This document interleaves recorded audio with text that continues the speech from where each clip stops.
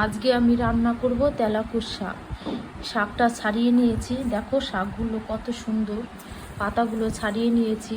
এটা কুচি কুচি করে কাটবো। এটার মধ্যে দিব বেগুন, আলু আর কাঁঠালের বীজ। এইগুলো ঝোলের উপর দিব। তারপরে শাকটা দিয়ে দিব। তারপরে শাকটা নামিয়ে ফোড়ন দিব শুকনো লঙ্কা, আদা আর কালো জিরে, গা মাখা করে রান্না করবো এটা দিয়ে। তারপরে ঢেঁড়স যেটাকে বলে আমি ভেন্ডি সিদ্ধ দিব, ভেন্ডি ভাতে খাবো। তারপরে রান্না করব থোর, এটাকে আমরা বলি কলার ভাড়ালি রান্না করব। হাই প্রেশারের পক্ষে ভালো, যাদের হাই প্রেশার আছে তারা এটা খেলে কমে যায়। কত সুন্দর একটা রেসিপি। যদি ভালো লাগে তাহলে কমেন্ট এবং শেয়ার করবেন। বাই বন্ধুরা।